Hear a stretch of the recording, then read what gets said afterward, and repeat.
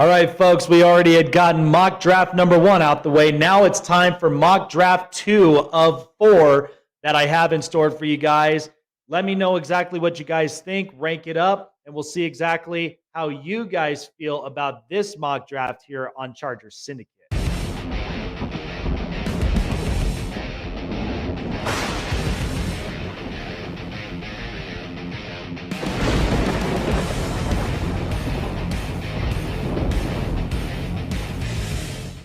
What's going on, you guys? Jake Silva here on Chargers Syndicate, giving you everything LA Chargers news. If it is your first time ever here on the channel, I encourage you guys to like, subscribe, hit the bell button to keep you up to date on future and past videos as well. So mock draft number 1 is in the books. Now we've got mock draft number 2, and we're going to shake some things up here a little just to kind of give you guys an idea what we had up in our mock draft. Now, here's what's funny about this. There were no trades involved.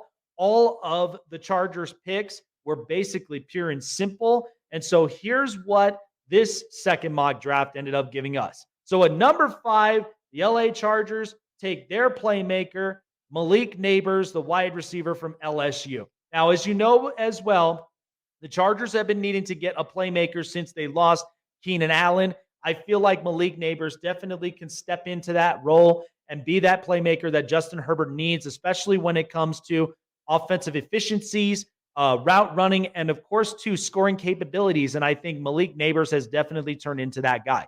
The number 37th pick is an interesting one, but I honestly would go with the offensive interior guard, and I would go with Christian Haynes from UConn. Christian Haynes is definitely an underrated solid pick for the interior guard. Really does kind of serve up, especially when it comes to depth, but also to helping out a little bit more depending on with the tackle situation. This might end up helping to kind of insert somebody up under the inside. Now, we know that we've got trustworthy offensive linemen from Zion Johnson and Jamari Salyer, but it's not a bad idea basically getting at least the best offensive guard that you can get possible in Christian Haynes. I definitely like this pick here at 37. Now, 69. This is an interesting one because basically it fell into the Chargers' lap, but one that they really need to address with the run defense. And that's where they take defensive tackle Braden Fiske from Florida State. Braden Fiske is definitely a force to be reckoned with from here, and especially with what you guys saw from Florida State last season with their defense. Braden Fiske was an absolute dynamite monster and somebody that I think that the Chargers really would like to have on their defensive front line when it comes to stopping the run, when it comes to putting pressure on the quarterback, and at the same time be an offensive disruptor as well. I like having Fiske at number 69. 105 is interesting here because of the fact of this is usually the territory to take either a running back or a center or maybe potentially a tight end. But I'm going with the center from Wisconsin, Tanner Bortolini. Now, of course, Jackson Powers Johnson and the rest of them are not potentially available as they were already taken. But at least with Bortolini and in Wisconsin, he's got great size, great feet, great hands, and somebody that really will serve up as a secondary option depending on what happens with Jackson Powers Johnson and depending on how the rest of the center market in the draft really starts to kind of pan out for the Chargers moving forward. At 110, interestingly enough, this is where the Chargers really needed to address their corner position, and they do that just so by getting Josh Newton from TCU. Now, I think he does serve as a kind of an alternative option, depending on it, from Mike Sanristil and multiple others as well for the corner position. But I think if you're going to look for at least the best value and the best bargain from here, depending on how the corners end up falling into this draft, I think Josh Newton is probably a good potential fit. Now, 140 takes a little bit of time, but I have heard about this rumor buzz about this particular player.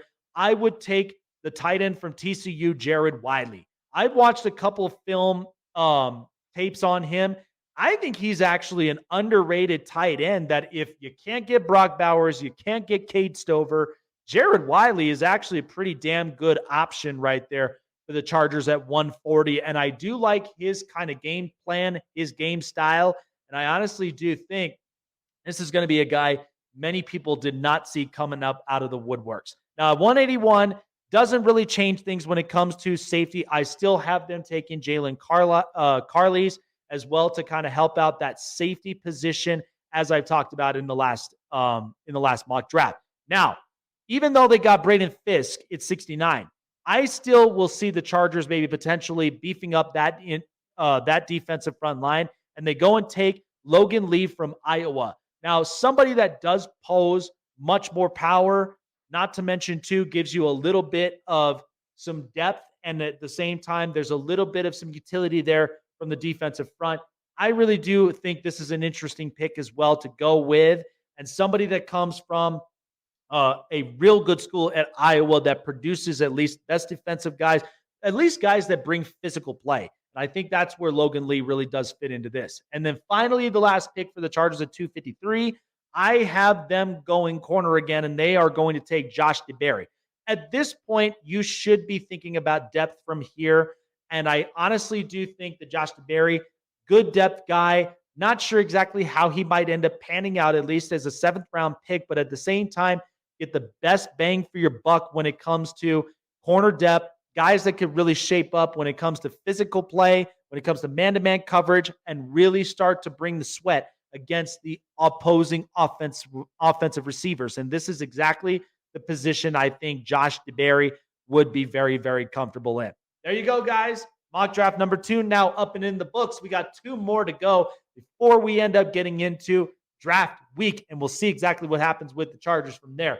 Like, subscribe, hit the bell button to keep you up to date on many videos to come here on Charger Syndicate. Jake Silva signing off. We'll see you guys potentially on the next mock draft for mock 3 on this one as well here on Charger Syndicate. Take care, guys.